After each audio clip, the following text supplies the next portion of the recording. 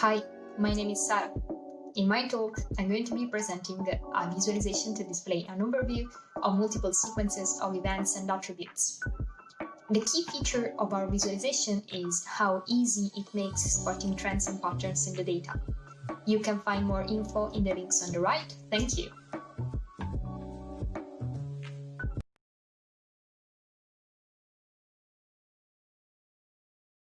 Hi, please come see our talk if you are curious about how to encode your data so that it can be efficiently queried later at different fidelity levels by fetching only the relevant bits from the disk. The talk is titled Efficient and Flexible Hierarchical Data Layouts for a Unified Encoding of Scalar Field Precision and Resolution.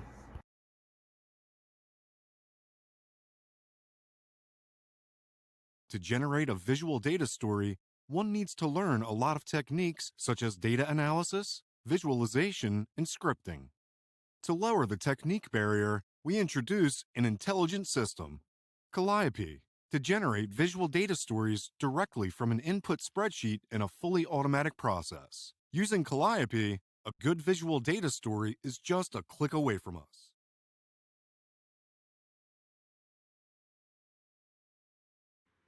Functional safety analysis is an automotive systems engineering technique that helps minimize unreasonable risks associated with automotive electronic and electrical systems.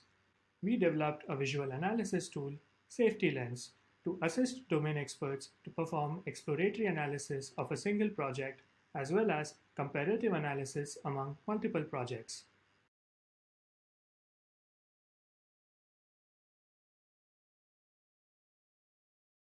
We present VRIA, a web-based framework for creating immersive analytics experiences in VR, built upon popular web technologies and enabling the implementation of VR experiences in a web browser, accessible on many platforms. VRIA offers a visualization creation workflow for different levels of expertise using a bespoke builder tool, a declarative grammar, and an API for extensibility. We present a series of use cases along with considerations on performance, scalability, and lessons learned. See you in our talk.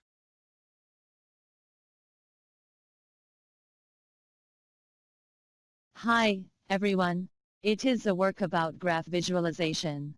With one node link diagram, dragging node can change the layout of the diagram as you like. But how about more diagrams?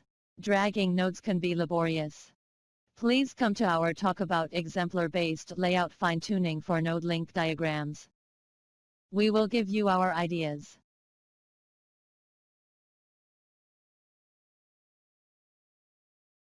This study proposes a taxonomy of sentiment data visualization based on visual metaphors. In order to create a taxonomy, we enhanced a group of classification criteria. And then, we classified a total of 35 papers published in the last 20 years. As a result, we presented the guidelines for researchers doing research on the sentiment visualization and visual metaphors.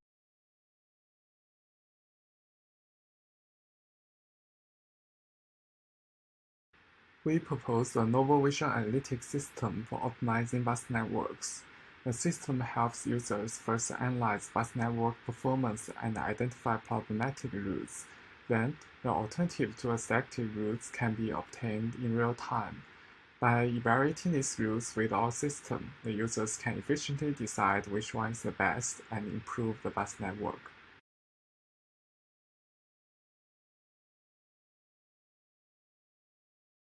This project looked at charts submitted by U.S. public companies in annual 10K reports. The most common chart types were identified, and the more unusual types tested in an experiment. Participants were unsuccessful with scatter or relative waterfall charts, but successful with stacked bar and combo charts. Several design flaws were identified and verified experimentally.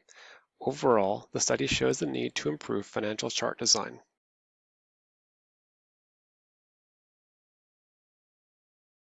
Modern agile developers use a variety of tools and systems to build better code, but none are more important than the automation servers that tie these complex pipelines together. The Jenkins Pipeline Visualization is a mobile application for Jenkins automation servers that gives users rich insights into their code state in the software development lifecycle.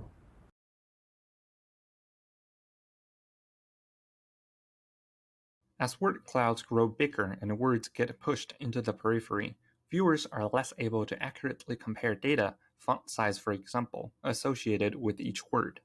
This indicates that large distances between words detract from a reader's ability to extract data from the word cloud, but that this bias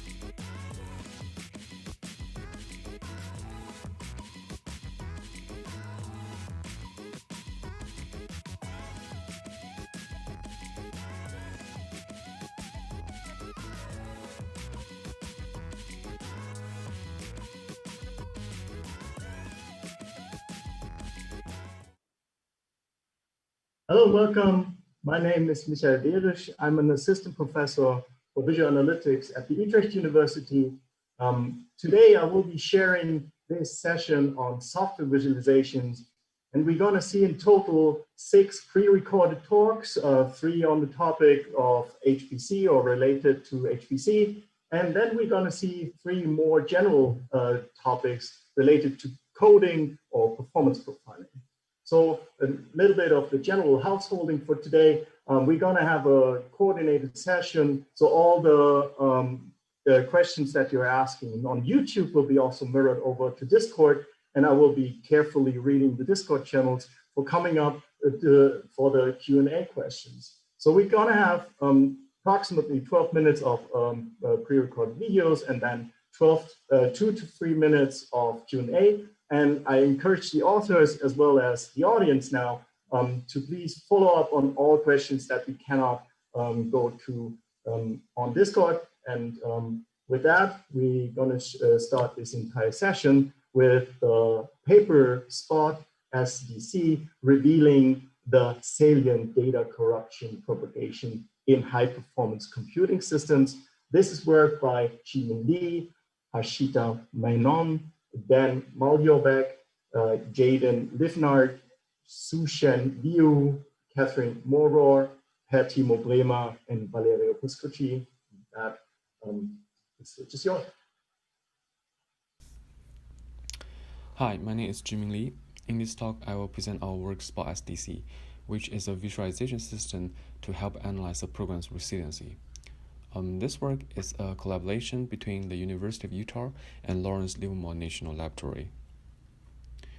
We are becoming more and more reliant on high-performance computation platforms for all kinds of scientific discoveries, such as weather and climate simulations, nuclear simulations, drug discoveries, and machine learning. Our passion for faster computations and large computation capacity has motivated industrial to design machines with smaller but more computation units. This computation skills has lasted for decades, and it is facing a challenge now. As the size of the computation unit shrinks and the number of computation components in a machine increase, the application that we want to run on those machines became more and more vulnerable to the error, and the reliability of the computation result becomes a concern. There are different kinds of errors that can challenge an application's output reliabilities. Errors such as truncation error, position errors, and hardware errors are well known by the application domain, and they are being studied for a while. Software is a special kind of errors that has begun to threat the reliability of the computations. Software is special because it occurs randomly in a program's execution in any location at any time without notice. and most of soft errors are caused by cosmetic particle hits on chips, and these particle hits can switch the value of the transistor and lead to a single bit flight events, and these events will occur more frequently in the futures with the computation scaling threats. Researchers has been report like many soft error corruption events. For example, like in Oak Ridge National Laboratories, the supercomputer Dragas has a single bit flight events every 6 hours, and the Q machine in Los Alamos has a report like 26 errors per week, and the soft errors also threat the reliability of the commercial applications. And for example, in Amazon S3 data centers, they report that a machine are corrupted by a single bit flight events, and that corruptions leading to incorrect system state, and after the corruptions, a large amount of servers in the data center start to sending each other system logs and other weird behaviors. Many technique has designed to protect program from soft errors. One of the most common and flexible method is a duplication technique. Such technique includes instruction duplications, component redundancy, and process replications. The main idea is the same. They perform the same task at least twice and compare the result to detect whether a soft error corruption has occurred. However, this method will introduce significant overhead if we want a full coverage protection of a program's execution. It's worth to notice that not all computations are vulnerable to soft errors. Some programs have some level of resiliency to soft errors, and errors that occur during the computation can be mitigated. For example, a single bit flip that occurred in a program such as K-means or Monte Carlo simulation won't affect the program's outcome a lot, and it is not clever to have a full coverage protection on an application like that. So for design an economy method to protect a program from soft errors, understand how the program react to the soft error is mandatory. In high-performance computation programs, bit flip error can corrupt pointer variables, which will cause segmentation faults or program crash. However, a program crash shows a clear symptoms, and the problem can be addressed by rerun the application again. A bit flip errors can be mitigated by the program because program's natural resiliency to errors, and the final output is not affected. The most troubling outcome is silent data corruptions, in which an error corrupts the program's computations, and the error propagate around and affect the final output without notifications. And the domain expert used the error corrupted output to make scientific decisions. In this study, we use fault injection tool to simulate the effect of the soft errors. Fault injection tool is a program that can selectively flip a bit of a program and tracking the error corrupt program's behavior. The fault injection campaign is a collection of fault injection experiments. In each fault injection experiment, the fault injection tool randomly select a bit during the program execution and flip it.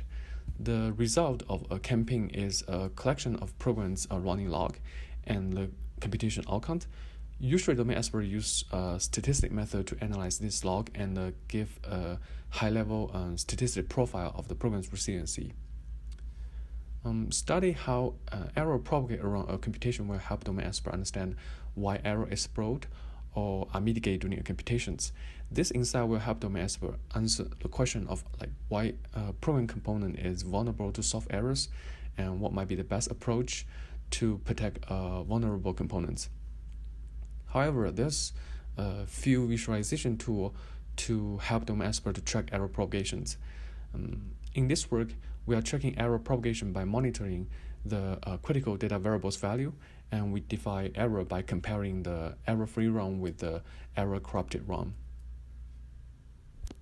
Our visualization system is designed to analyze this log data, and our design is guided by the domain experts analyze pipeline. Domain experts often study different programs components SDC property and then observe how error propagate in this component to infer reason about their vulnerabilities. At the end, they decide whether this component should be protected or how to protect them based on the analyzed result. In this study, we use 3 different metrics: SDC ratio, SDC impact, and SDC frequency to quantify a program component's vulnerability. SDC ratio tells how likely it is an error in a component will lead to SDC outcome, and SDC impact shows how bad an SDC event will introduce error in a computation's final output. SDC frequency gives the information of how frequently the SDC event happened in a program component. In the visualization design, we utilize the natural hierarchical feature of our programs. The hierarchical visualization design enables user to examine a program's SDC property and observe error propagation with the same hierarchical structure. And the design enables user to choose different granularity of details during the analysis as a single programs or multiple functions or individual variables or single line in both type of analysis.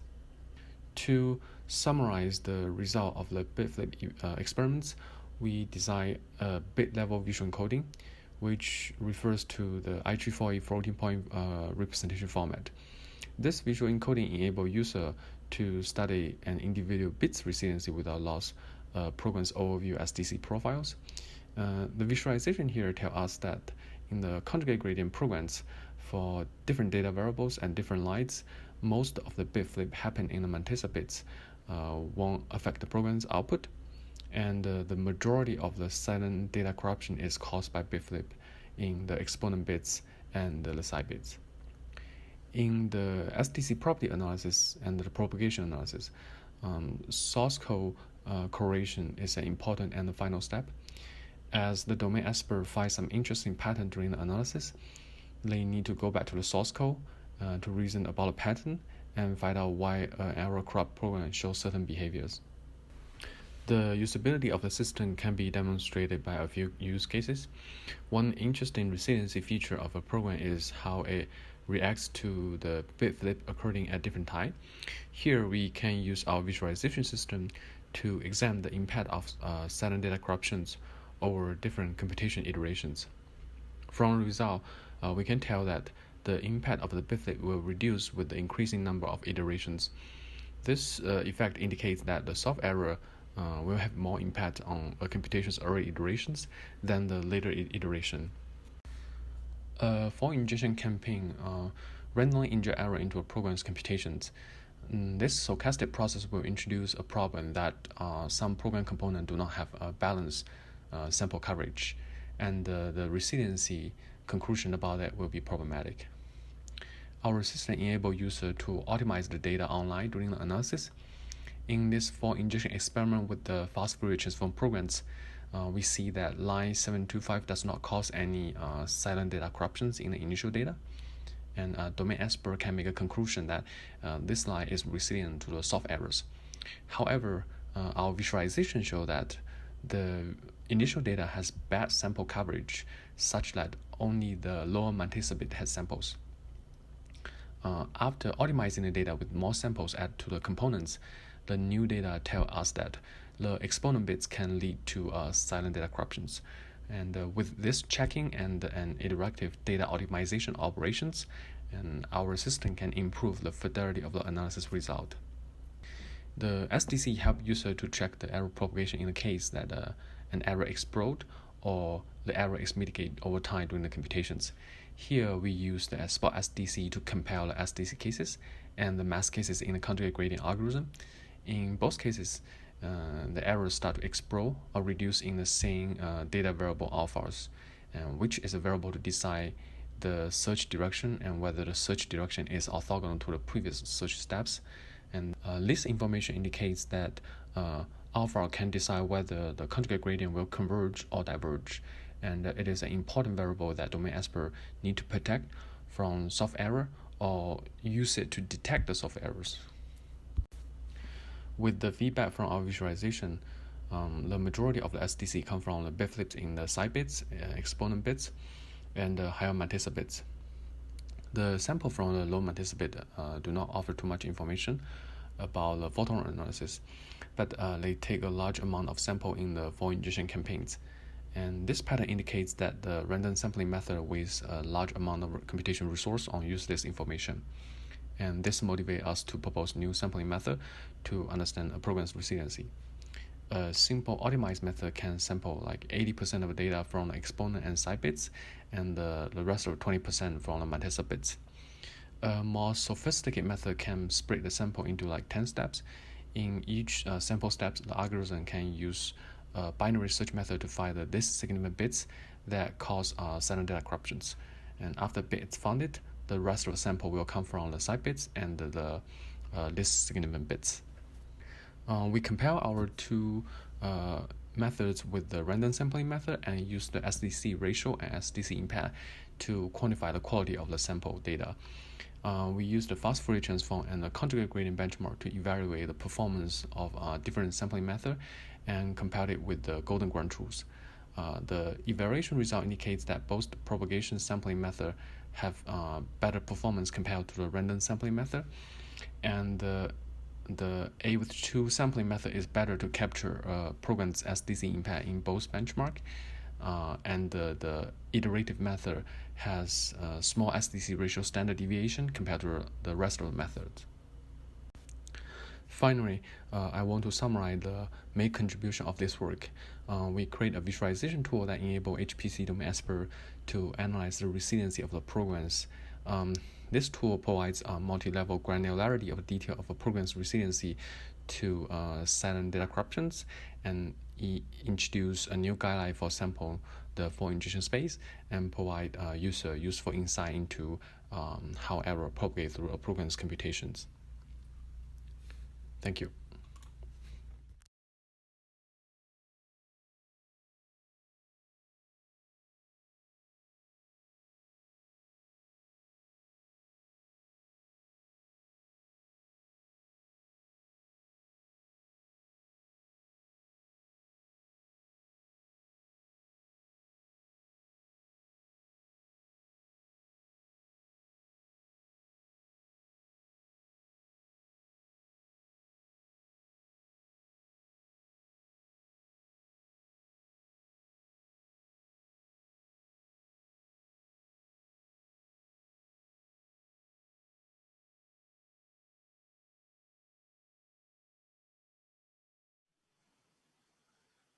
Zhimin, thank you for this very interesting work. We just have time for one question, which is coming from Michael Schwab.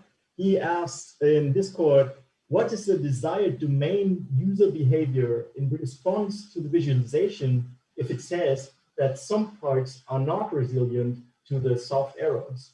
Should they improve the program, e.g. duplication in the relevant part, and then reanalyze resiliency? I think the question, the second question somehow answer part of the question itself. I think the first is basically if you understand the vulnerability of program components, then the first step is of course like try to protect that and then try to reanalyze the resiliency. But like more than that, actually you not just like understand, hey, why this component is vulnerable. Like this component is vulnerable. When you see the visualization, you actually need to go back to the source code and try to understand more deeper mechanism that why in this specific component they are vulnerable. Like what kind of roles in the overall executions, what kind of role it's playing, instead of just like, hey, this component is vulnerable, then we protect it. Yeah, so the visualization we expect is like do more than that, like the propagation part, which try to analyze the mechanism and maybe figure out that, hey, maybe like there's a specific mechanism in the application which actually can mitigate the errors. I think that's, yeah. Yeah, so that brings me actually to one of the questions, maybe a very short answer to that. So there was this idea of a visual analytics approach, right? That you're guiding the user to spaces in the code or to spots in the code where they actually can do something about this propagation, right? Do you give any guidance on how to prevent these errors there? Sorry, there's some vocals. Can you repeat the question again? Do you give any guidance on, for me as a lay user, on how to really improve the code on that side?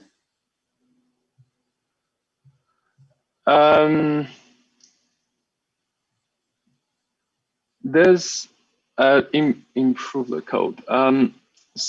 I think so far our system doesn't have the ability to help improve the code, but it's more on the way as like try to provide you information about why the code is vulnerable, and maybe you can change the code to other format and then to improve the resiliency.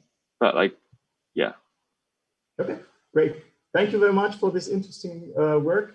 I think we're going to transition over to the next paper, which is called Vis-a-Vis, a visual exploration of visualization source code evolution by Fabian Bolte and Stefan Bruckner.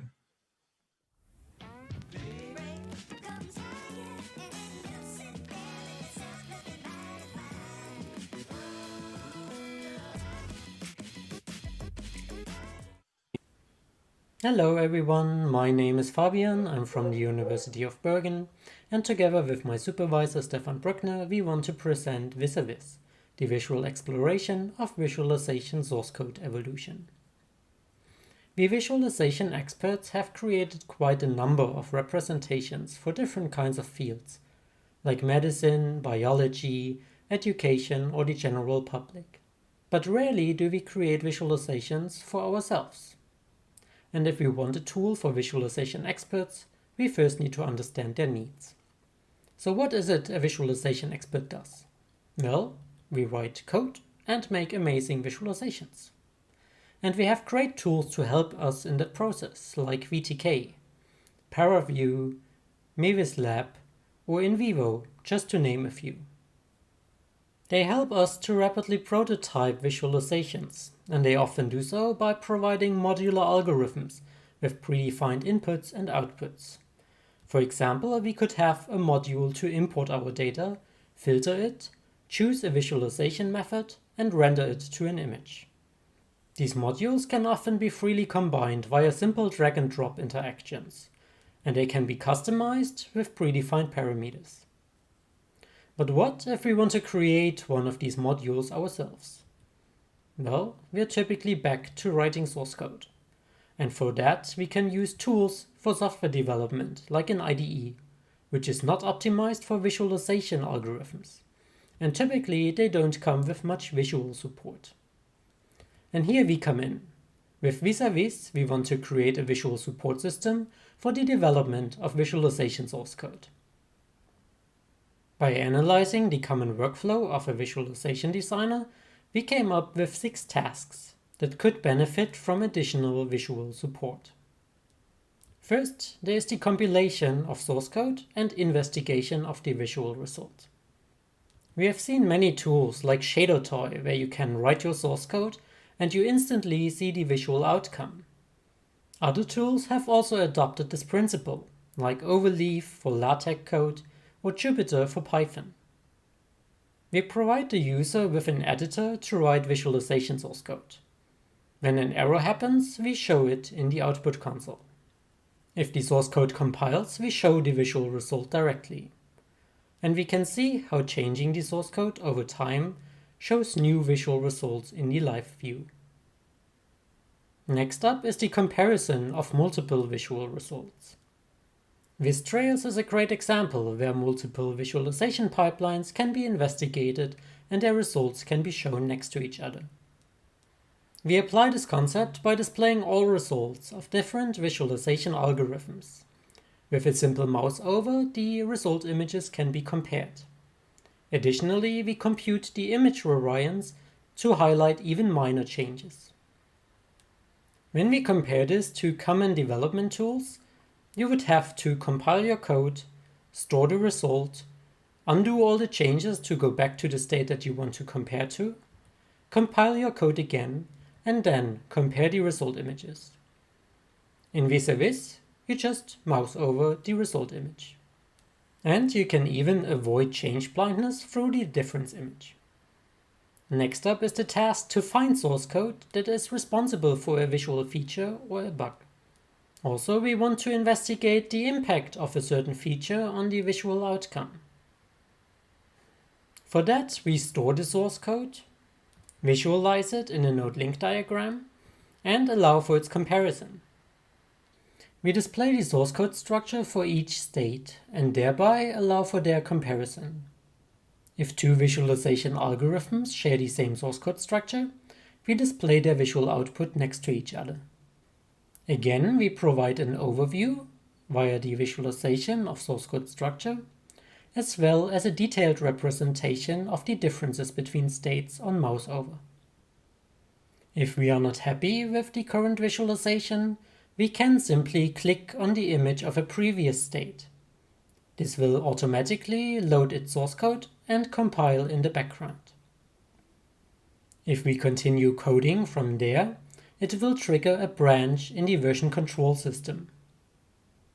We give the user full access to the complete history of the visualization algorithm, so that they can simply jump back and forth between different states with a single mouse click.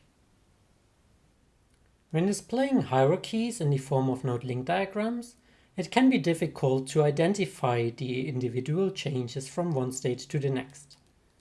If you want to know how to properly visualize the evolution of hierarchical structures, then please refer to our split streams paper that we also present here at Vis 2020. But enough with the advertisement. We have already seen how we switch the state by a simple mouse click. Again, when comparing this to common IDEs, you would have to run git log to get the complete history from your version control system. You would then have to search for your state by investigating the commit messages that you stored. You would need the ID of the state to check it out and compile it again. In comparison, in Vis-a-Vis, you find the image that represents the state that you are interested in, and you click on it. Finally, we are interested in visual parameter analysis. And there has been some great work already in early years with design galleries and image graphs. Both of them show how a single algorithm reacts to different parameter sets, and it is often employed in modern tools as well. In our case, we are more interested in how parameter sets act on different visualization algorithms, and thereby we can investigate how sensitive an algorithm is to certain parameter changes. We allow for the use of predefined keywords in the source code. Based on these, we can control parameters with predefined interactions. For example, in this case, we utilize the predefined keywords for camera parameters, and this instantly allows us to zoom, rotate, and translate in our visualization. When displaying multiple visual outcomes, we apply the new parameters to all previous algorithms. That not only allows for an easier visual comparison, but also for the investigation of how algorithms react to parameter changes. We evaluated our method in an expert study in 2 rounds. The first group of users utilized the programming language Diderot, and based on their feedback, we implemented support for C++ and GLSL, support for multiple source files, as well as caching executables for faster feedback. In our second round, users looked at C++ and GLSL code. We interviewed 4 experts in the first round and 4 different experts in the second round. None of the users were involved in the development of our tool, nor have they used it before. And we followed a think aloud protocol. Users were given multiple tasks, like find a state with a bug, figure out what the reason for the bug is, or change the code so that it produces a different output. They answered 28 statements on a 5-point Likert scale, and here you can see the results of this questionnaire. Answers were mostly positive or even very positive. 10 of the questions referred to the system usability scale, and we managed to improve our score from 78.75 in the first round to 88.75 in the second round. So what do we gain from using a tool like Vis-a-Vis? For the prototyping of visualizations, we get live compilation, automatic version control in Git, the complete history of source code and the visual representations, instant code differences on mouse over, and instant checkouts of a revision on mouse click. Additionally, we calculate the visual differences between states, allow for predefined interactions using keywords, enable the semi-automatic parameter analysis on multiple algorithms, and integrated GPU acceleration. Since our system runs on a server-client architecture, we can provide specific benefits in the education domain. For example, students do not need to install any compilers or editors for themselves. The hardware requirements are very low because we only display the results on the client side, All the heavy lifting is done on the server. Students can get specific insights into the visualization development process by investigating the complete history of the development. Teachers can highlight common problems that might happen during the development of a visualization, and they can also show how to fix them with a proper solution. Of course, there are certain limitations to our method. For example, we currently only focused on prototypes of scientific visualization algorithms. This means we do not know how well our method works for other visualization fields. Also, it comes with certain scalability issues, both in terms of the size of the source code that we can handle, as well as compilation times, because our method heavily relies on a short feedback loop. Furthermore, we do not support many of the functionalities that can be found in common IDEs. On the other hand, we see quite a number of possibilities for future work. We are one of the first who display the correlation between the source code and the visualization in such a clear manner. By investigating this correlation and the evolution of source code over time, we might be able to encounter a number of interesting findings. For example, we might be able to automatically suggest features or source code for the development, similar to how it has already been done for visualization pipelines. While we allow for the investigation of how parameters affect different visualization algorithms, the same could be achieved for input data. It would also be interesting to see what other comparison measures than the image variance can be used to automatically compare visual results to each other. One of the most asked for features from our user study was the grouping, tagging, and removing of states, and giving the user more control of how they are bundled. Finally, given our server-client architecture, one could think about how multiple people could work on the same visualization algorithm at the same time. And with this outlook into the possibilities and future of our method, I want to thank my supervisor, and thank the Norwegian Research Council for funding our work. Right now, I'm looking for jobs in the US, so if you have any open positions, then please get in contact with me.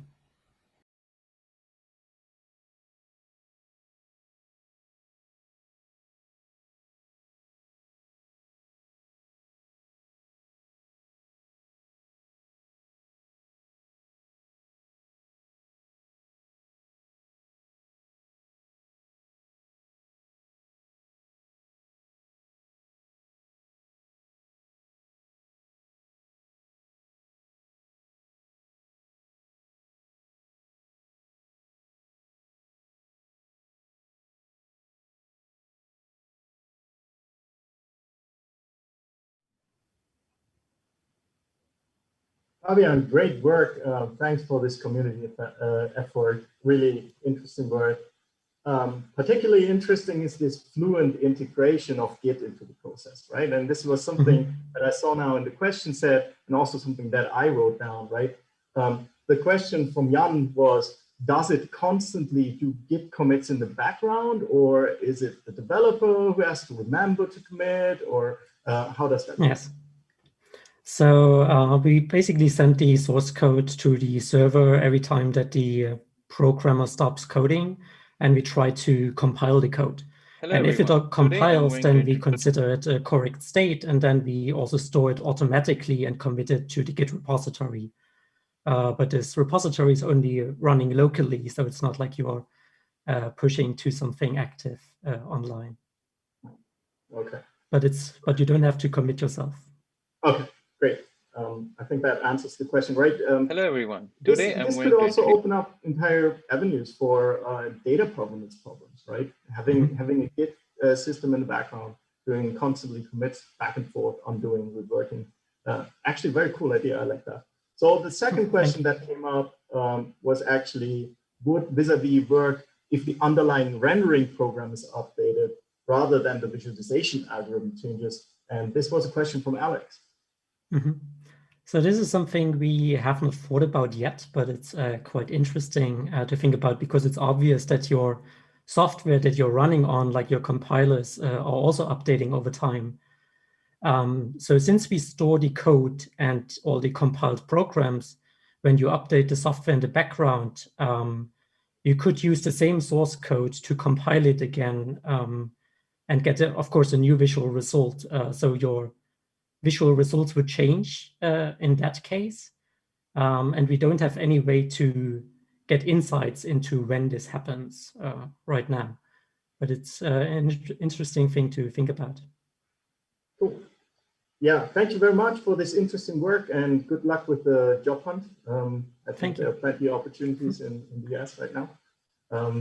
Which now brings us as a segue over to the next paper, which is visualizing hierarchical performance profiles of parallel codes using CallFlow, which is a work by Yutan Nguyen, Abhinav Batele, Nick Hil Jain, Yuraj Kesavan, Harsh Bhatia, Todd Gamblin, Kwan-Liu, and Peer-Timo Bremer. Sorry for the pronunciation. And with that, give it a go. Hello everyone. Today I'm going to introduce CallFlow, a tool to visualize hierarchical performance profiles of parallel codes. Performance analysis plays a crucial part for HPC developers to assess the severity of bottlenecks and understand the potential causes. In general, HPC developers optimize the performance by profiling and aim to improve the runtime performance of different regions of the code. However, performance bottlenecks prevent full utilization of computing resources, leading to expensive costs. Sample profiles collected from profiling tools like HPC Toolkit and Caliper couple the contextual information and performance metrics to understand the code execution and performance. For example, on the left, we show a simple calling context. By attributing the runtime to the border of each node, we can see that the library Hyper is the most expensive one. Next, I briefly introduce sample profiles and the collected performance metrics. Sample profiles are collected by forcing an interrupt every nth instruction. In general, they record two kinds of information: exclusive runtime and inclusive runtime.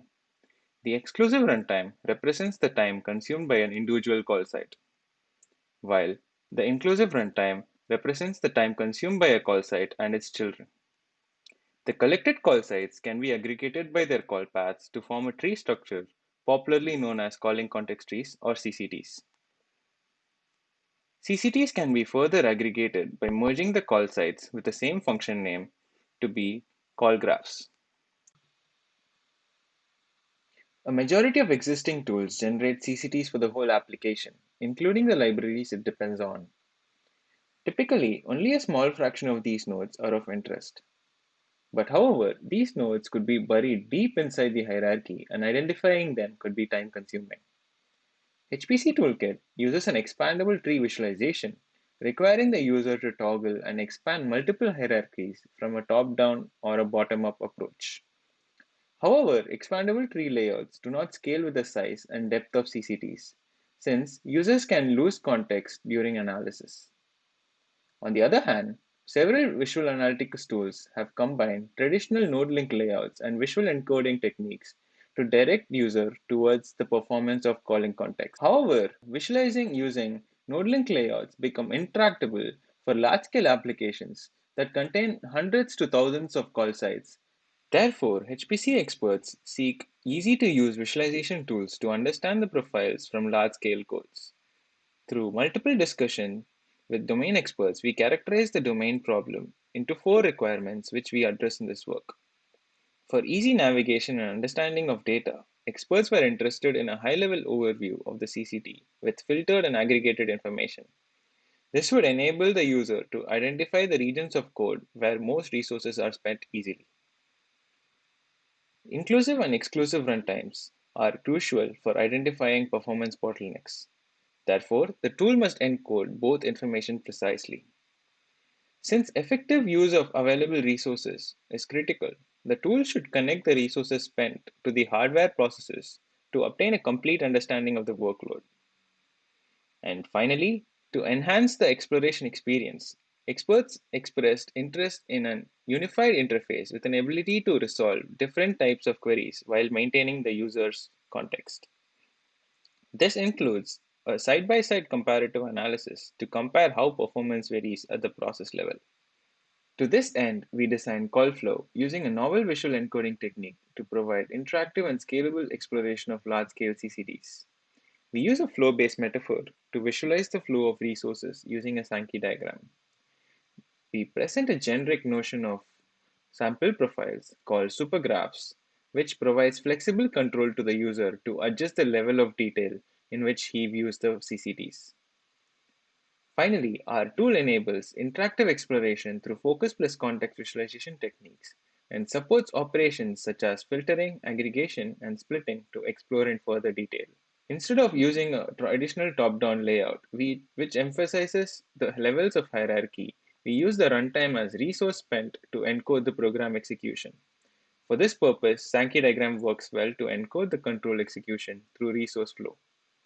The nodes can be colored based on a variety of options like module names and runtime metrics. The height of the node corresponds to the inclusive metric, whereas the edge flow represents the control flow of the execution. To highlight the nodes of interest, users can modify the time range, and CallFlow will update the encoding on the supergraph. The interface also supports variety of interactions, such as zooming and panning to explore large-scale supergraphs. Hovering over a node reveals the detailed information of the call sites inside a particular node and its properties. Further, each node in a supergraph is embedded with a mini histogram that shows the distribution of per-process metrics. This histogram allows the user to efficiently spot load imbalances. Since a CCT is a hierarchical tree, the derived supergraphs generally do not contain many nodes in the initial layers. However, there is more overlap in the later layers due to increase in number of nodes and edges as shown in the figure. To get around this, we assign the level of a node as the maximum depth among all the calling contexts, since a supernode can typically appear in multiple calling contexts. To remove edge overlaps, we add intermediate nodes and edges to connect two nodes when they are in non-consecutive layers. Like I mentioned earlier, the scale and complexity of CCTs and call graphs poses significant challenges for interactive visual exploration. CallFlow supergraphs, on the other hand, utilize the contextual information from the code to provide a high-level overview. This is particularly useful in the cases of modern software abstractions that have numerous intermediate call sites, which are irrelevant to the performance analysis. For example, library 4 is being called by different code modules in the figure shown. These repetitive calls from different modules are from similar subtrees but with different parent nodes. To reduce these repetitive calls, we first filter out the call sites by a user-provided threshold and aggregate the calling context to a supergraph based on the available contextual information. These supergraphs can interactively be studied using splitting operations to reveal the callers and callees for further analysis.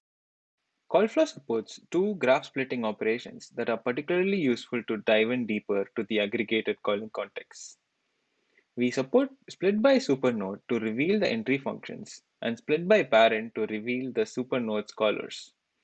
Both operations allow the user to prune a high-level overview and reveal low-level call sites that consume most resources. To split, the user must choose one or more supernodes from the side panel shown on the left side. Once chosen, the graph view is updated to include the low-level call sites. In this example, we show two entry functions of the Leos module and reveal its parent functions. CallFlow additionally provides two supporting views that enable performance correlation. The histogram view provides an enlarged view of the mini histogram along with shadow lines.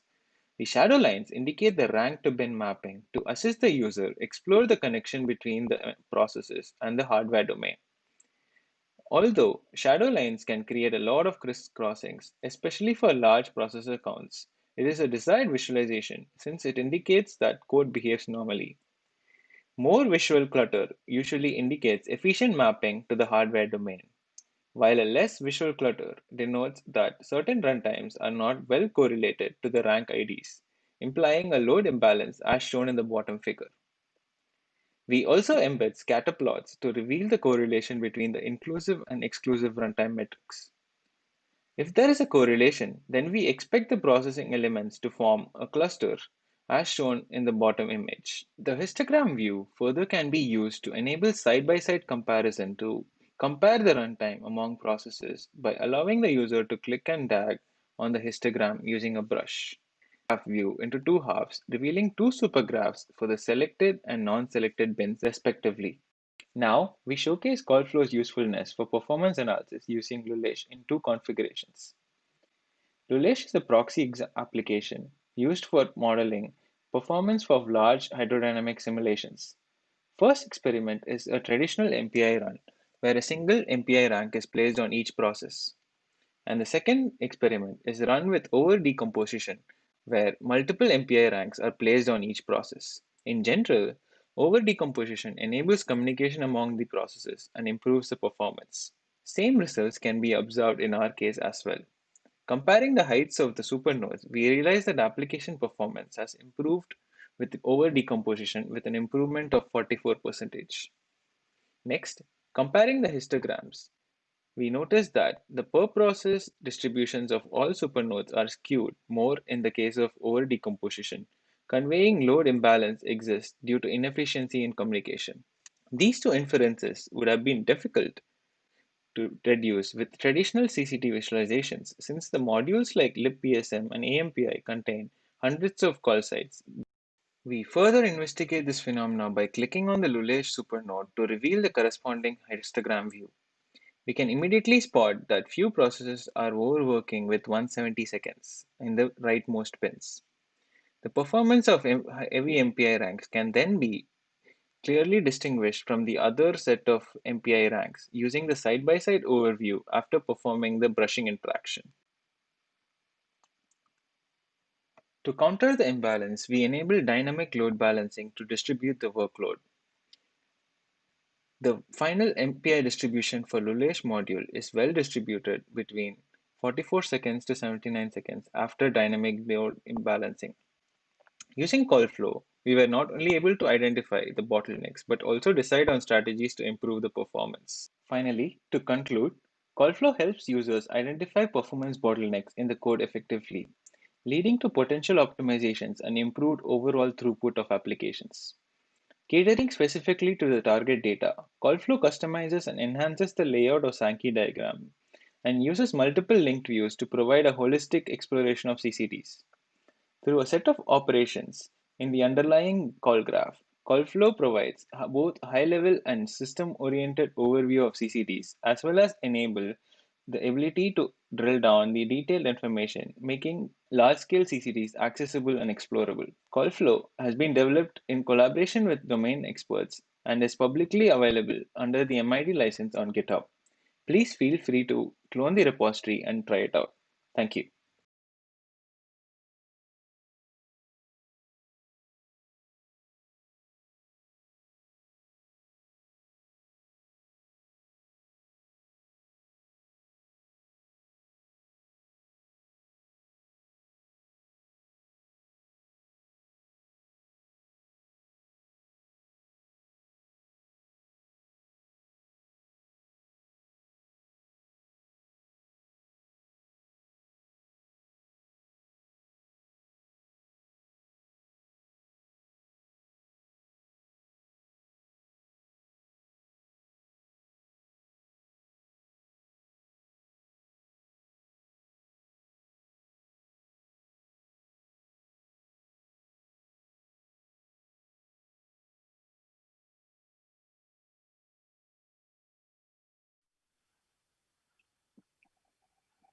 Suraj, great and great tools for system profiling, and I appreciate that this is an open source system. So very important and relevant topic, reoccurring topic, I wanted to say, right? I did not see any questions, so I'm starting with one, right? Very pragmatic question. Can I use this tool for profiling my code, or is that something that's HPC specific? Currently, we are actually supporting C profiles. So if your code is in C or something, or close to Python, if you can make it a C profile, then possibly you can use our tool to visualize the regions of the code you want to see. Other than that, the tool is indeed very specific to HPC Toolkit and another format called Caliper. So these two formats have multiple processes, and you can visualize all these distributions and whatnot in the view. But if you're using a single processes, the histogram view and the scatter plot view technically would have only single data point. Great, thanks. So there was a question coming in from Discord. Connor was asking, have you run into any CCTs which produced a graph with back edges? And have you given any thought into how you might encode that occurrence? Yes, we actually occurred a lot of back edges because programs tend to call as feedback loops. So in this work, we actually kind of avoid these loops and try to break the cycles so that the user is technically not confused when they see the Sankey diagram, because we don't consider the depth of the CCT here, since we are just encoding the resource consumption. But back in the mind, this has actually been the problem which we are facing, and then we have a solution to it in the next following work. Great. So thank you, Suraj. We're going to head over in the interest of time to the next paper, which is Git Through Visual Analytics of Understanding Software Development Context through Git Historical Metadata Analysis. Another set of authors that I need to pronounce right now. Hyeon Kim, Jaeyoung Kim, Hyeon Jeon, Bohyoung Kim, Hyunjoo Song, Bohyoung Kim, Jinwook Seo. So with that, without further ado, the next paper, please. Hello everyone, I'm Young-taek Kim. I'm a PhD student at Seoul National University in South Korea. Now I'll give a talk about Git Through Visual Analytics for understanding development history through Git metadata analysis. The Git repository archives the development history of a project. Git keeps a record of the changes as its metadata called commits. Commits maintain information about commit ID, authors, changed files, date, and branches. This Git metadata provides rich information for understanding the overall context of development history, even without digging the source code. So the Git metadata can give much help to these people, new developers, managers, testers, especially when they join in a new project team and they may not be quite familiar with the source code. So such metadata could reduce the burden of comprehending the code themselves. However, when the size of a project grows, there can be a huge number of commits, branches, authors, or files. So we must go through a long list of commit logs that can be challenging. Several Git clients show the graphical representation of a repository as a directed acyclic graph, but most Git clients focus on improving the usability of Git commands rather than on helping users understand the development history. Some prior studies have provided a graphical overview and supported visual exploration of development history, but still lack visual analytics functions that provide all the metadata while preserving the branch and merge information of the Git graph.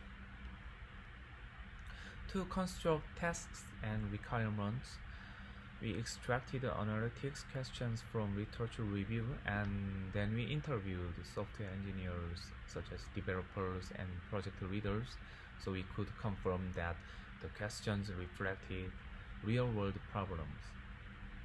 We organized them into analytics tasks and formulated these requirements finally.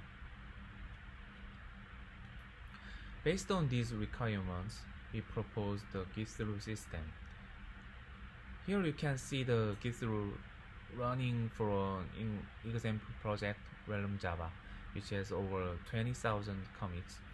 Unlike previous other tools, we can overview all the commits on the screen at once, and we can set the range to see with temporal filters if we want to narrow down the scope. Also, we can see the summary of the range or the summary of a certain release. Of course, we can explore the details or we can compare selections. Now I'll give the details of our novel techniques used in the Git Through system. The frequent branching and merging in Git makes its graph structure very complex, so we try to simplify the graph structure. Here's an example of a Git graph. If you want to traverse the graph, you must track multiple parents when meeting merge commits, and this makes hard to track and understand the overall history.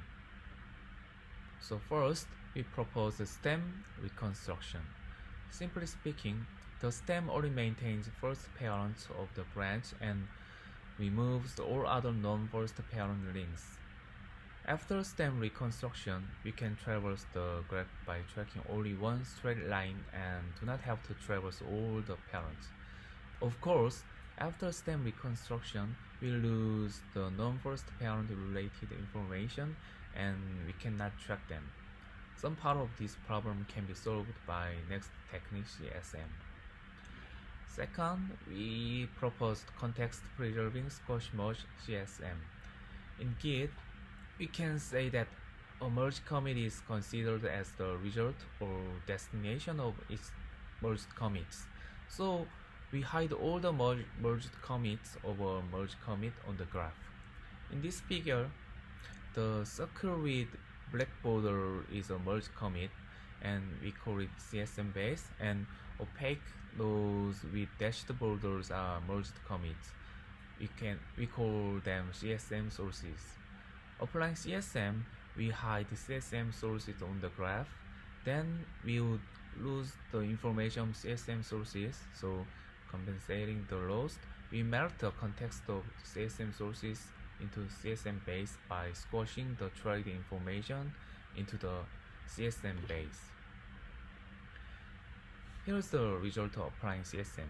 We abstracted the graph but still preserved the topology in temporal order to some extent. If necessary, users can also see hidden details of CSM sources by disabling CSM option. Lastly, to improve more scalability, we adapt clustering to group neighboring commits by the similarity of commit metadata. In original Git graph structure, it was not easy to decide how to group neighboring commits due to the complex topology. But after stem reconstruction, the stem has only one parent, so we could cluster neighboring commits one by one in each stem. We can also control the granularity of clustering by adjusting the clustering threshold.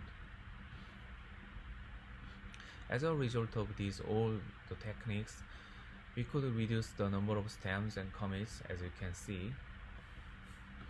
Now we visualize the details of stems and clusters on the screen. A two-dimensional grid layout is drawn in which columns are mapped to the time slot and rows are mapped to stems.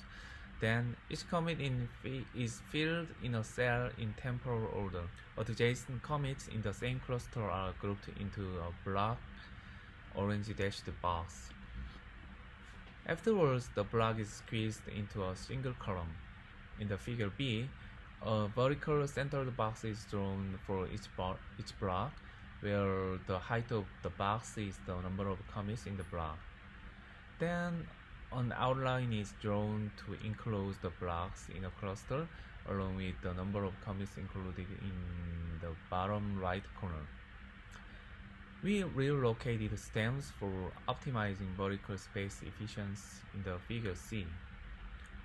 Lastly, we add a thin strip at the bottom of each step to differentiate each stem and have selection of whole clusters in a stem. Now you can see the result of graph reconstruction by stem CSM clustering. We simplified the graph by reducing the number of nodes and links. We also prepared group summary view and cluster detail view for interactive analytic tasks. Group summary view shows a brief overview of a the selected clusters and enables a visual comparison of the relative size among selected clusters. When you select a cluster in a cluster summary view, cluster detail view appears at the bottom. On the left, the file hierarchical tree helps navigate and compare the relative amount of changed line of codes or commit counts for each file or directory hierarchically. We can separately view the comparison of selections in comparison view. Now I'll give a demonstration of Git Through. Here, I mainly focus on 3 user scenarios compared to other tools in a similar way to the user study. First one is finding the hotspot. Assume that someone has committed a considerable amount of codes in the last 2 months. As a manager, you may want to find the related commit or file that generated a high changed line of codes, CLC. Solving the problem with conventional tools such as GitHub or GitLog is quite challenging. The fastest way might be typing GitLog commands with complex options to reveal the information of commits in the last 2 months and carefully observing them. But with Git Through, you can find the accurate location that has highest CLC using CLC bar. After then, using brushing, the number of candidate commits that you should observe then can be reduced. The answer is getting closer. You can find the commit which induced the problem by using the summary by LOC option, as it shows the ratio of each cluster's LOC among selected clusters. Next scenario is comparing 2 releases. For GitHub, this is somewhat a hard task to find information for a certain release, as we must cautiously look at the common list between release tags. Releasing grouping option solves the problem by conveniently providing a common list related to a particular release. The only thing to do is to capture the clusters representing 2 releases and comparing them with comparison view. Git Through's other advantage is that it efficiently shows the merging relationship between commits. For instance, suppose that you want to find the release that a specific pull request is contained. You can find the answer in GitHub with inspecting the commit messages, but it can be a tedious work to navigate all the commit lists. Git Through provides the metadata search by the highlight function. Furthermore, as Git Through shows the merge relation between commits by CSM, so you can easily answer the question.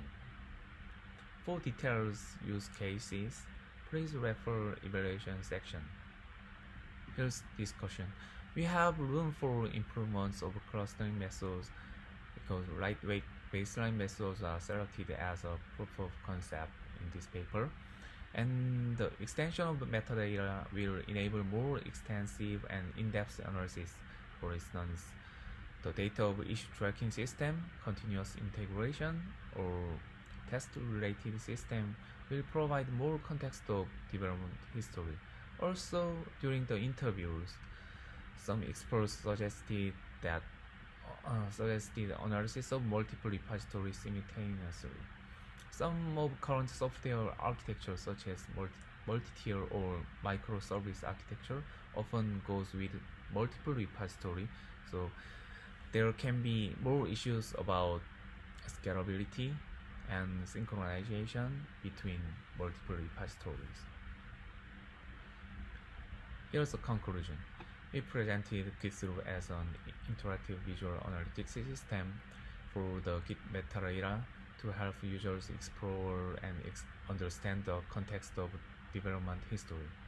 We defined tasks and requirements from literature review and interviews, and we proposed a set of new analytics techniques and interactive visualization to abstract large and complex comic graphs.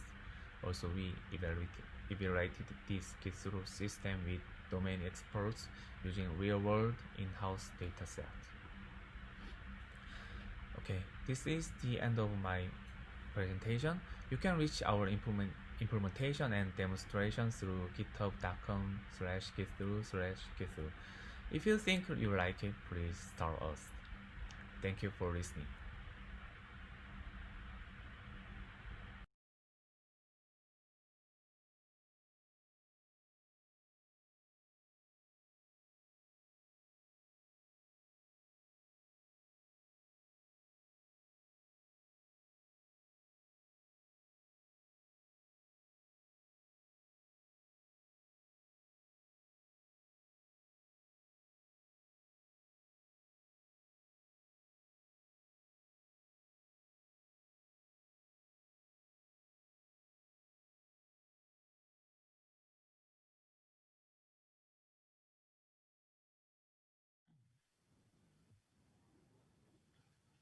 Yontek, very, very cool paper, very, very cool system, actually very useful.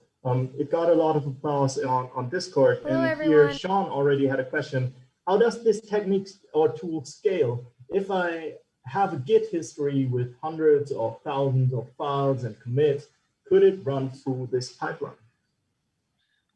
Actually, I provided the demonstration of my Git Through, and the demonstration repository has how much?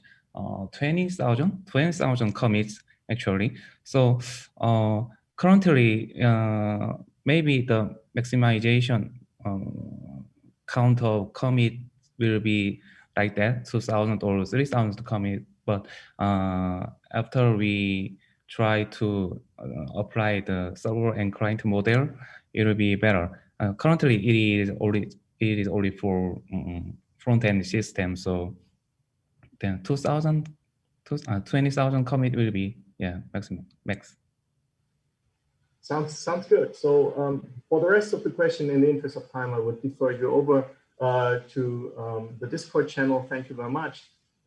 With the next paper, we are actually leaving Earth and ask the question how to synchronize robots. So the paper is called A Visual Analytics Approach to Debugging Cooperative Autonomous Multi-Robot System.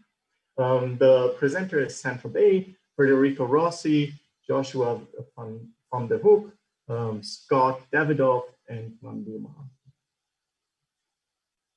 Hello everyone, my name is Sandra Bay from CU Boulder, and today I'm excited to present the work A Visual Analytics Approach to Debugging Cooperative Autonomous Multi-Robot System, a work done when I was back at UC Davis.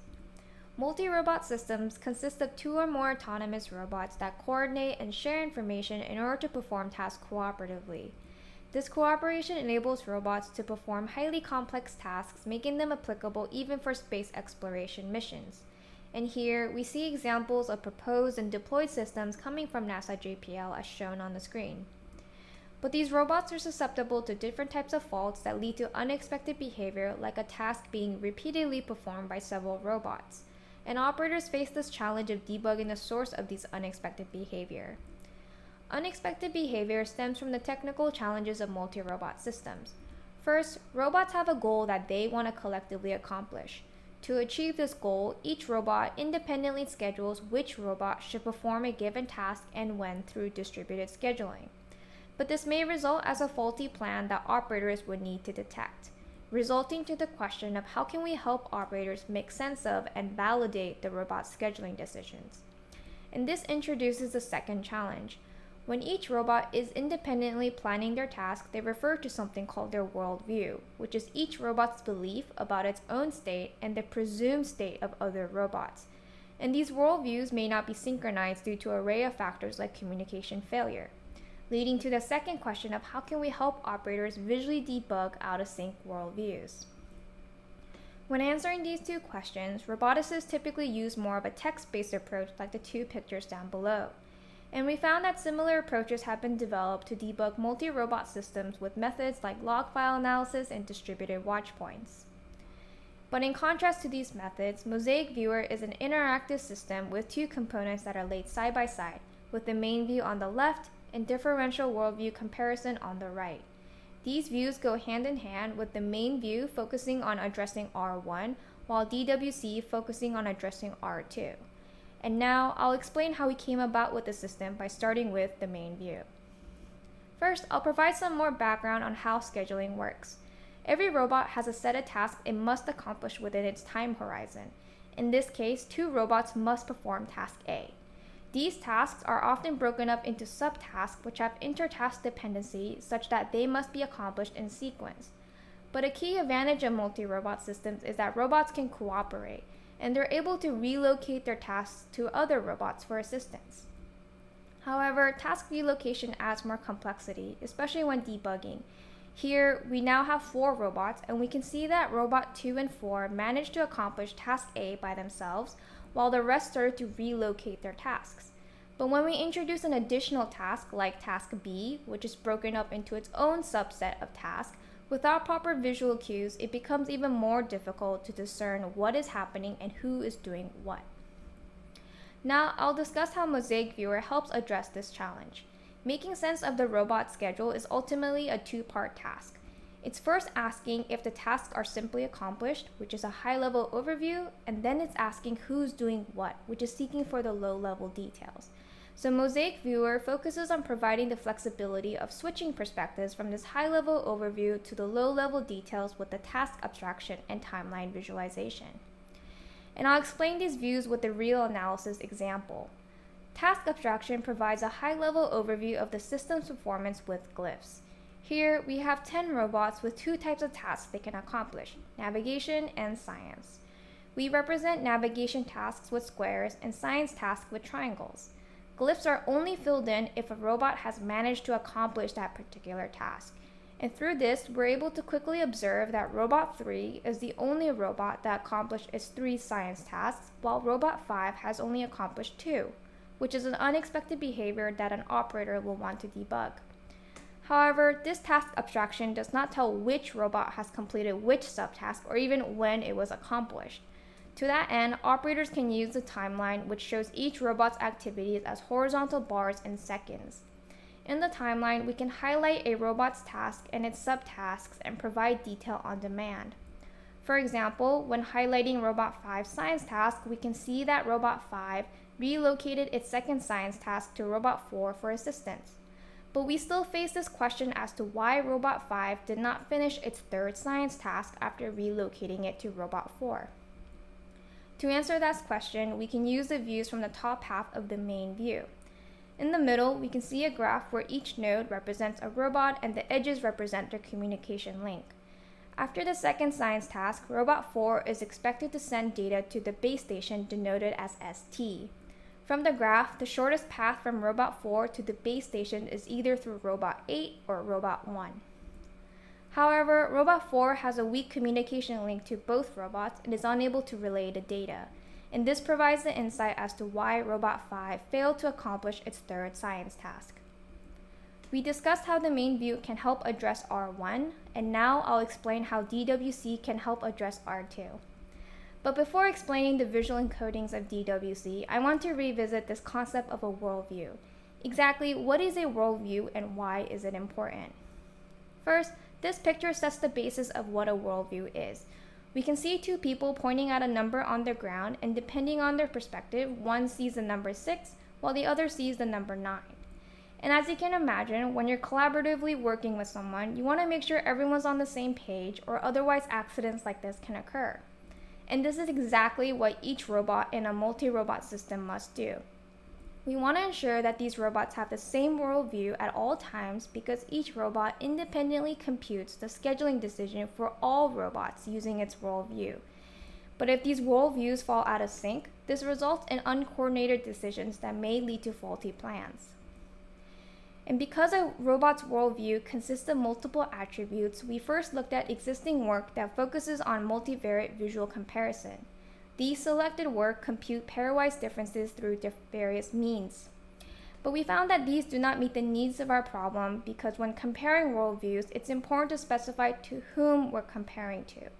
For instance, if we have 3 robots, and if Robot 2 and 3 are disagreeing over their belief of Robot 1's state, it wouldn't be meaningful to show the differences of these two robots when we can actually compare to Robot 1 itself. We follow this assumption that every robot knows its state the best, and this assumption drives the design of DWC. And here is DWC again. There are 3 panels which correspond to the 3 attributes that make up a robot's worldview, with the top left showing the state of the robot's battery level, top right showing each robot's location, and the bottom showing the state of each robot's communication network. And I'll be using this column in the battery panel as a recurring example of how we came about with the system. This particular column is part of matrix X, something I'll discuss further shortly. In X, each row represents a robot's worldview for a particular attribute like battery level as a 1D array with n entries, where n represents the total number of robots. The jth entry in this array represents robot I's belief about the state of robot J's attribute. Once all of these n arrays are concatenated, this becomes the n by n matrix X. And if we set matrix X to represent battery level, this becomes the matrix that we saw earlier, where the values in the second column represent what all robots believe about Robot 1's battery level, including Robot 1 itself, which will be on this diagonal line. All values on this diagonal line are considered ego values. Then, for every column, we compare to the ego value to build DWC. First, we showcase the ego value of each robot. Then, we find all of the cells with the same value as the ego value and make them part of the similarity view through a piling metaphor. And lastly, we take all of the remaining values and showcase them as deltas. And from this, we can state that robot 0, 6, 7, 8, and 9 are out of sync with robot 1. Through this design, Mosaic Viewer helps debug out-of-sync worldviews by helping operators answer the question, who is out of sync with whom, and what are these robots disagreeing on? And now I'll present another case study of how the system can do this. There are another set of 10 robots working together, and the system status summary is signaling a desynchronization warning in the main view. And when we look at DWC, we can see visual marks of robots disagreeing with each other's worldview. Specifically in the communication network, the operator notices there are 2 distinct sets of disagreements.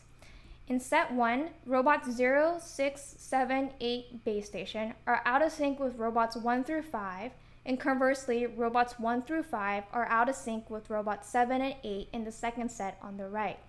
And the operator suspects there's a bipartition in the communication network.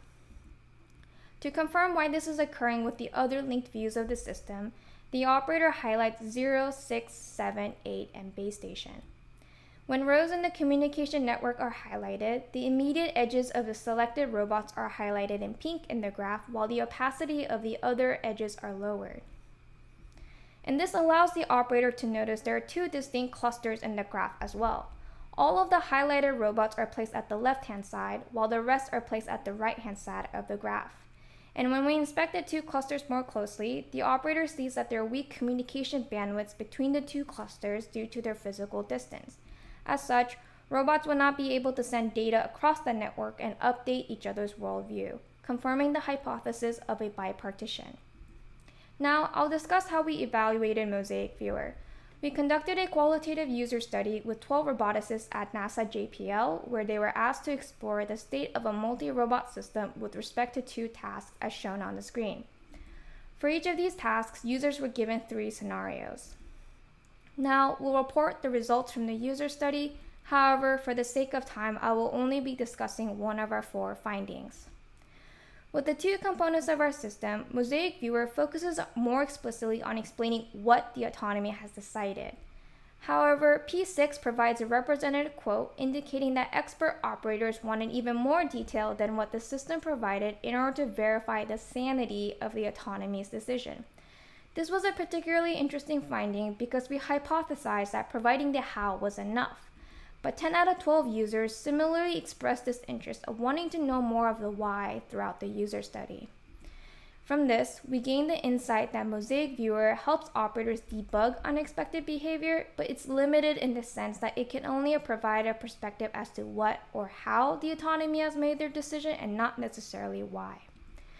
This insight paves the path towards adding additional features such as a what-if mode, where users can test their hypothesis by changing different parameters in each robot's worldview and see how this change affects the system's performance. To conclude, Mosaic Viewer helps operators make sense of the robot's autonomous scheduling decisions and pinpoint the source of the desynchronization by collating and fusing pieces of information from the two components of our system, as you saw today. From our study, we found that our system's design principles and interactions help debug unexpected behavior, but it can only provide a perspective as to what or how the autonomy has made their decision and not necessarily why. And with that, I'd like to conclude the talk. Thank you.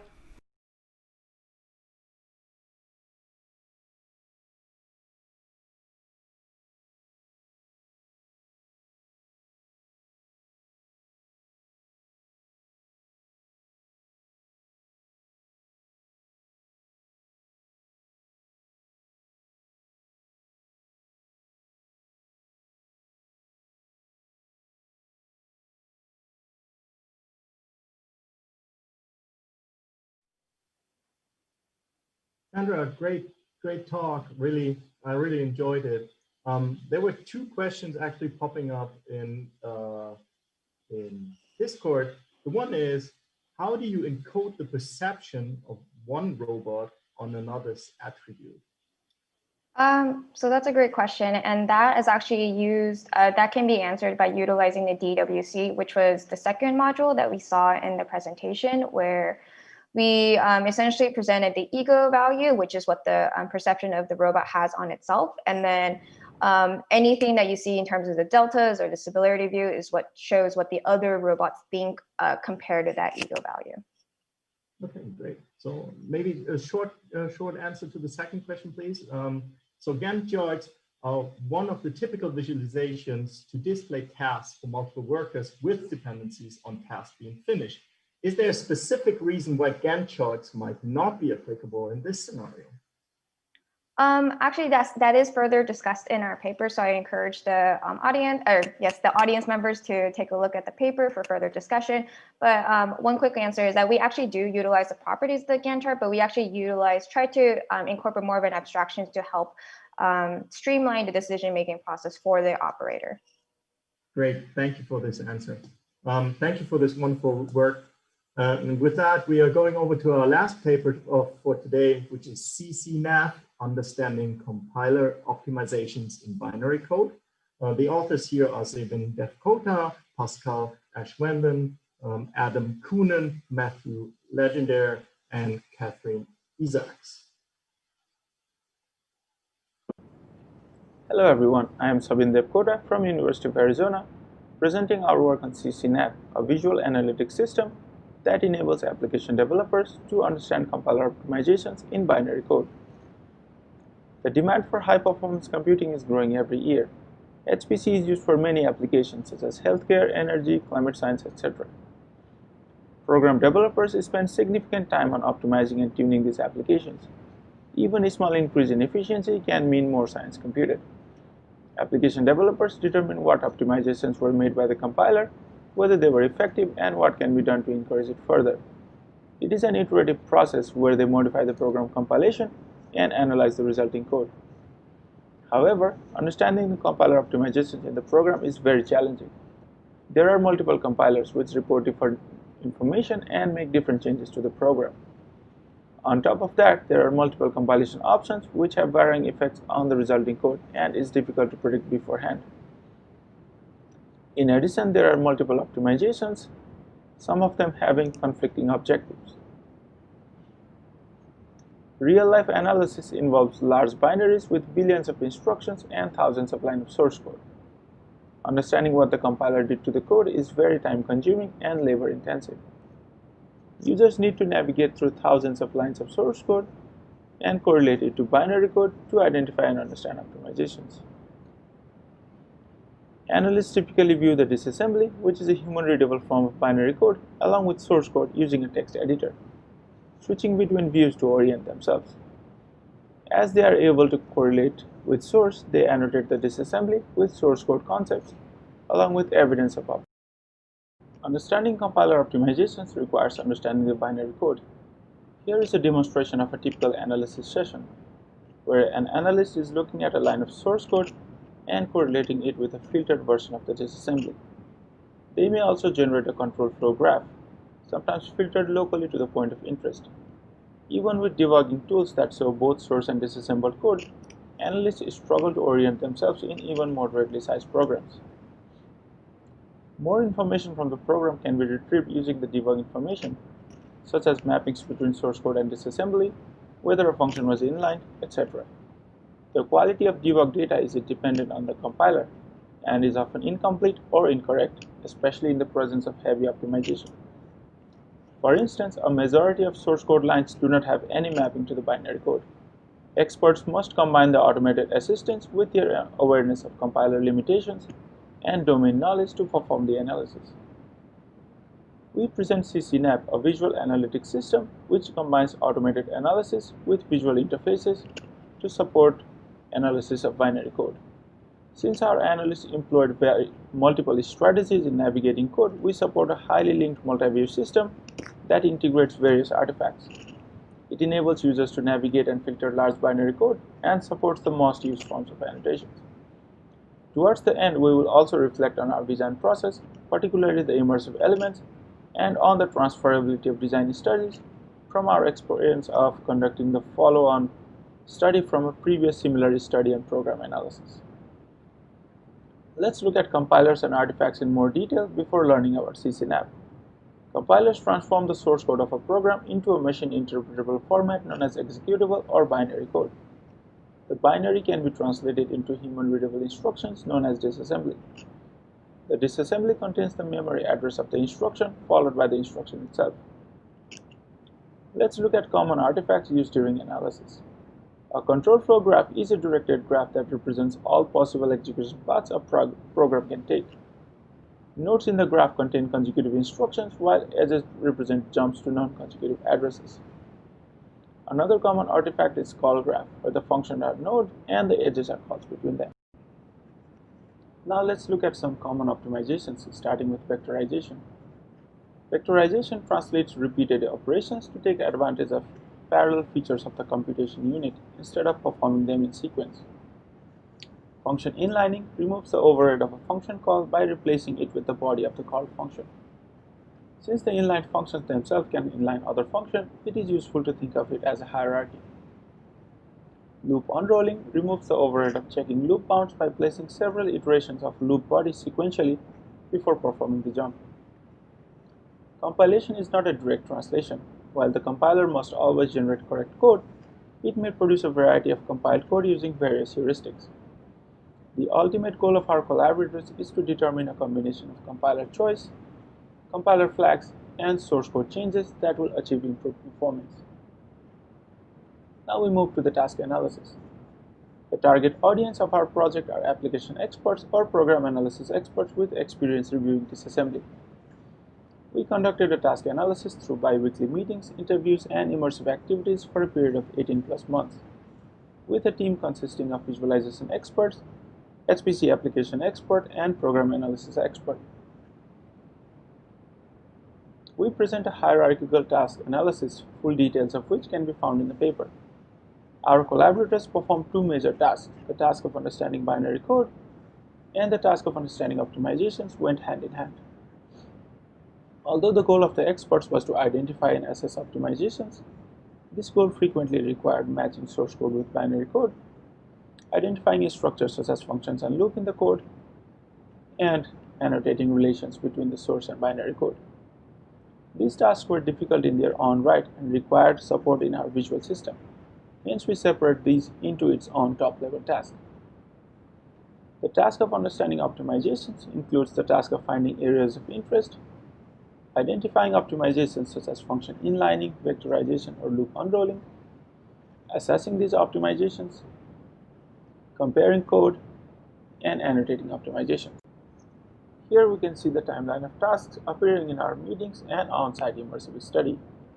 Tasks related to understanding the disassembly and finding areas of interest for optimization dominated. To support these tasks, we designed the visual analytics system CCNAP. We next perform a brief walkthrough of selected view along with an example of identifying compiler optimizations in a benchmark code. The source code view displays the source code of a selected file. It supports interactions for selecting a single line of code, as well as a range of contiguous lines to highlight corresponding items in the other views. The disassembly view represents the ground truth of the compiled program, so we include it in its entirety. When available, we modify the instruction to include the associated source code variables. The text in pink background are the annotated variables. While our automated analysis provides a best effort annotation, it is incomplete. We allow the user to manually add annotations to the disassembly. The CFG view displays the graph using a node link diagram using the loop layout technique from Devkota et al., which prioritizes drawing loops similar to by-hand diagrams. The boundary of loop nodes are drawn with an orange background, with nested loops having a darker shade of orange.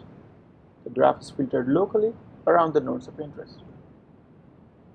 We display the function inlining hierarchy using a collapsible indented tree, with non-inline functions at the top level and inline children beneath them. Selection in the other views filter this view. Making the tree collapsible helps with efficient use of screen space, given the large size and deep nesting of the tree. Identifying or navigating to a particular loop is a common operation. We directly support it with a loop hierarchy view. This view shows the nesting hierarchy of loops as a collapsible indented tree with linked selection to other views. The top level node is the containing function consistent with the function inlining view. Now let's look at identifying optimizations using CCNAV. In this example, we will identify and assess vectorization, which is a common type of optimization. In the Rajaperf benchmark code, we investigate loop 3.1, which is associated with the for loop in line 45 in the source code. After selecting loop 3.1 in the loop hierarchy view, we examine the highlighted instructions in the leftmost view. This view provides a way to examine all highlighted items together when the content is more important than the context. We start by looking for registers with prefix XMM, YMM, or ZMM, which are used by SIMD instructions. To confirm the presence of vectorization, we further need to identify vector instructions. In this case, we find a vector instruction VFM-ADD. The presence of multiple instructions of this type, combined with the knowledge of source code, suggests there is high level of loop unrolling, which is another common form of optimization. We evaluated CCNAV through guided sessions and semi-structured interviews. More details can be found in the paper. We present our reflections based on our study and evaluation results. In conducting this design study, we found that immersive activities such as collaborative analysis sessions, having visualization experts perform analysis workflows, and frequent engagement with unpolished prototypes elicited rich feedback. We also reflect on the transferability of design studies based on our experience with a previous study that led our domain experts to seek out visualization experts. The experts were particularly interested in the custom node link layout of CFG Explorer and its linking to disassembly. They wanted to directly extend CFG Explorer for their problem. The team thus began the project assuming previous work would be highly transferable, and the process would be like a design iteration. However, in practice, we found the process more similar to a new design.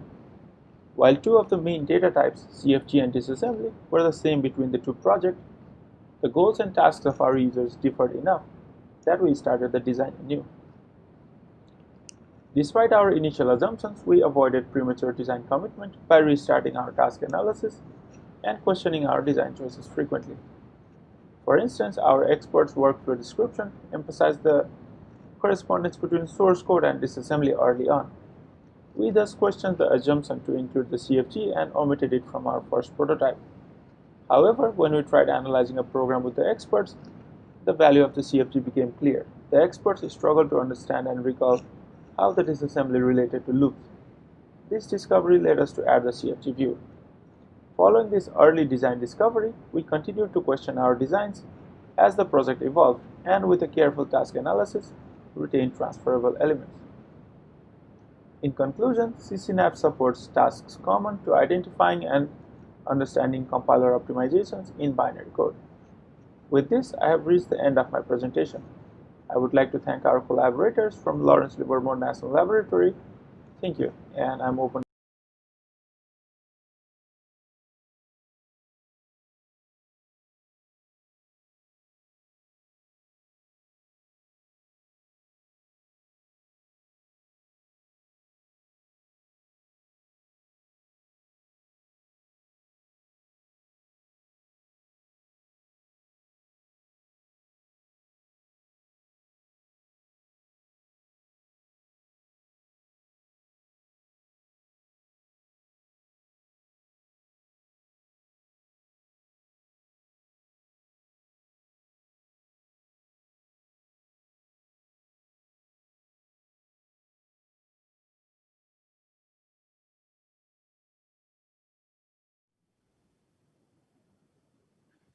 Been very great tool. Thank you very much for that. There was one question that was popping up in Discord, which came actually from our technician, which is, how can you navigate large code bases with thousands of lines per function?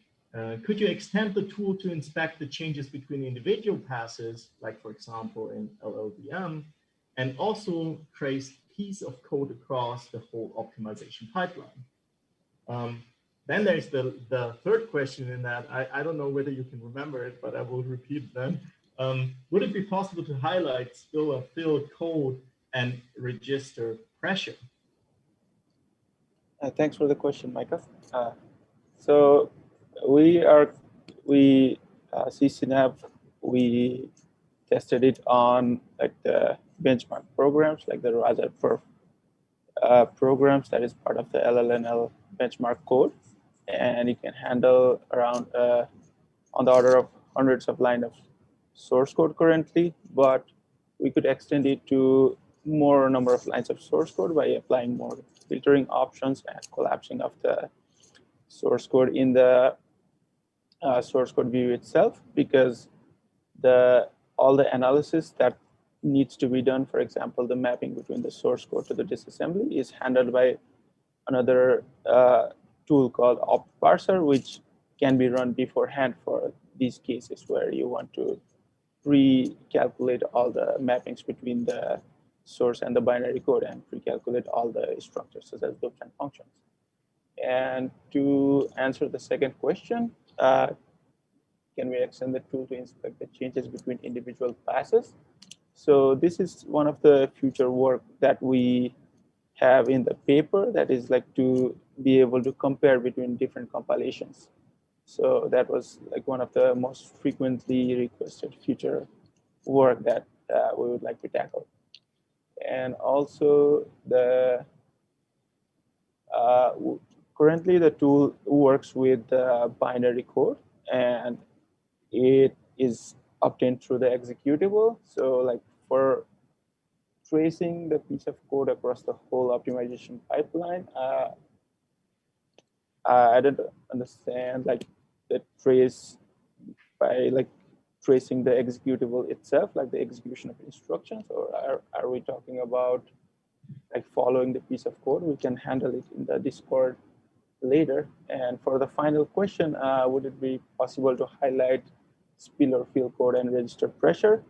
I think it would be possible with like enabling some kind of encodings, and like there are many different views where we can look at different metrics based on the suitability, and based on that we can encode those features into the views based on the interest of the domain experts.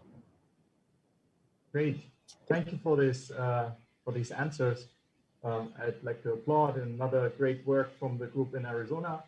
And with this, also our session is coming to an end, and I would like to thank all authors and all presenters here in this session. And I would like you to thank for attending this software visualization session at this. The next point on the schedule for today is Tableau's industrial keynote, which will start in approximately 5 to 10 minutes. And with that, I would like to thank also our approximately 70, 80 YouTube viewers for their attention, and hope to see you soon. And with that, hopefully in person. Thank you very much. Bye.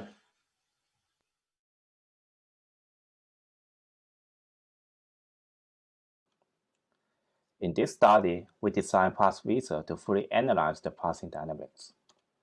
Users can hover on a pattern diagram to see all the passing patterns, its characteristics, and how these patterns distributed over phases. They can further click on a pattern to see its phases, select one phase to see the passing, and inspect the prior statistics during passing.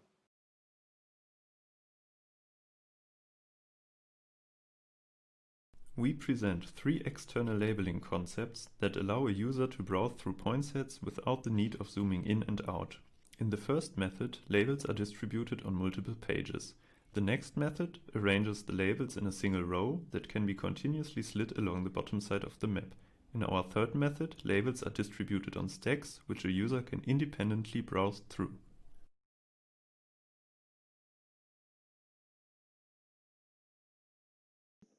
When doing the cell division for an embryo, plant biologists use several tools to get segmented 3D dataset and build the hierarchy tree manually by traversing and analyzing neighboring cells and deciding on which neighbor is the sister based on their knowledge.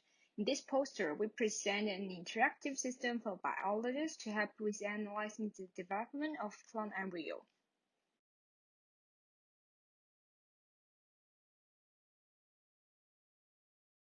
This work presents a detailed account of an attempt to explain tightly coupled relationships through storytelling and animation in a multi-user, informal learning environment to a public with varying prior knowledge on the domain and identifies lessons for future design. It offers qualitative empirical findings with particular emphasis on how, despite careful design, visitors may walk away with little knowledge about the data and the problem.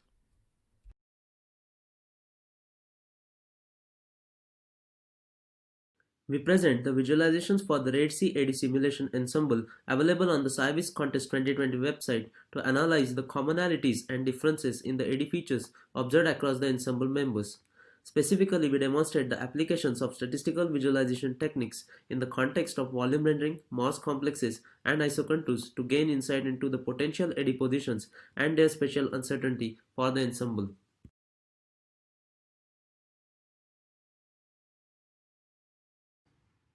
Kirigami is a rich, complex Japanese tradition of paper cutting. We leverage kirigami to create new physical data representation and simple interaction. This is an example which shows global warming in 5 countries. The expansion shows mean temperature in each country in 1962. The user can manipulate the model by adding measure weights, and the increased expansion shows the mean temperature in 2012.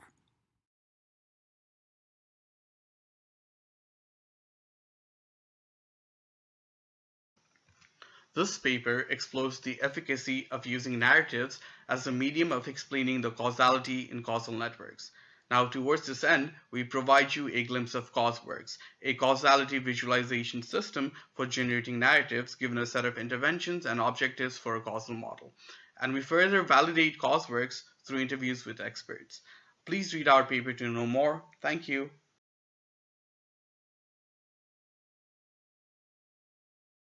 The blood vessel structure on the human placenta can be an important indicator in the detection of birth complications, but the segmentation of the vasculature tree remains a challenging problem.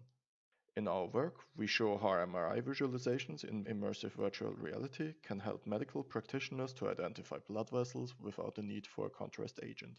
We present the results of a user study and lessons we learned for vasculature exploration in VR.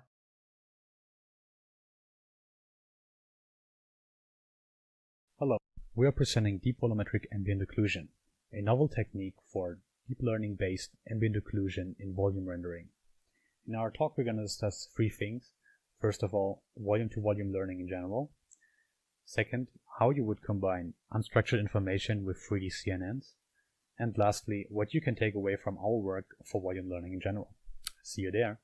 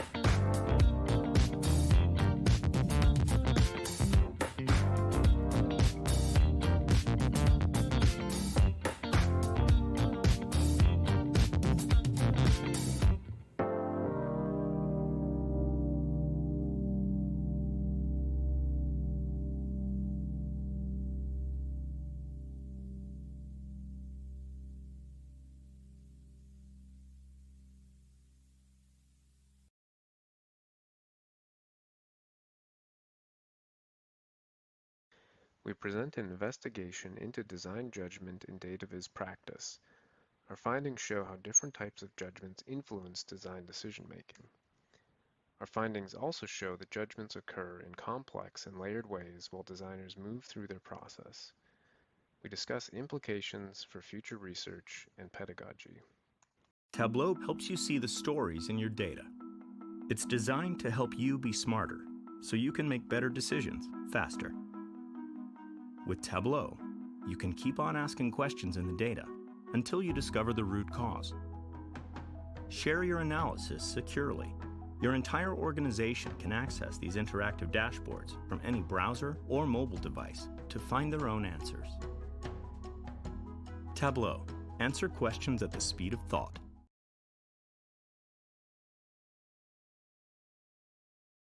Data GIFs are enjoying increasing popularity on social media as a format for data-driven storytelling with visualization. Simple visual messages are embedded in the short animations and are played in automatic repetition. Here we present a structured design space and a set of design instructions to create effective data GIFs.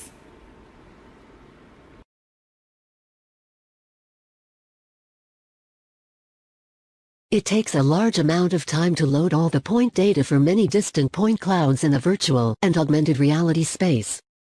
An appropriate amount of points must be displayed at an appropriate size according to the distance. We propose visualizing point clouds by progressively voxelizing them with different resolutions to solve these problems.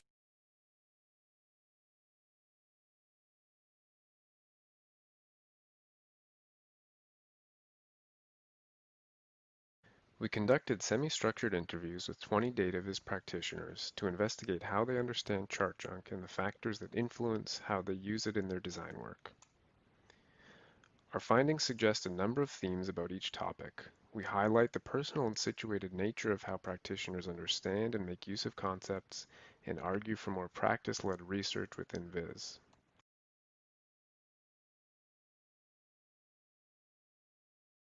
Data journalists are a compelling group through which to study data wrangling because they frequently publish their methods to sites such as GitHub.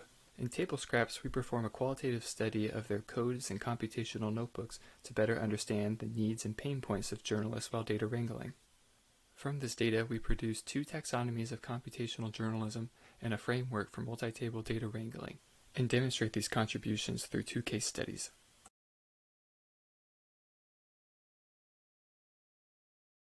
Studies in HCI follow similar steps in explaining hypotheses, laying out a study setup, and reporting results. Many of these decisions are buried in dense scientific text. We contribute a set of examples of how data comics support that reporting, providing an initial set of concrete ideas for how to communicate common stages of HCI studies and statistical analysis.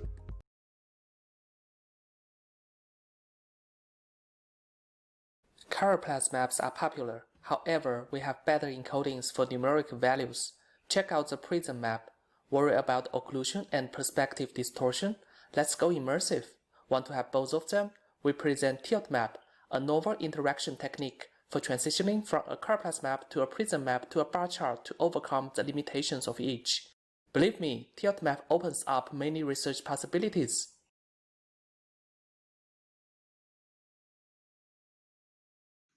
We present a suggestive interface for untangling mathematical knots with complicated structures. Our interface can help users deform knots with the right sequence of mathematically legal moves. It allows one to sketch and untangle knots by proposing the right method moves. If interested, welcome to our presentation.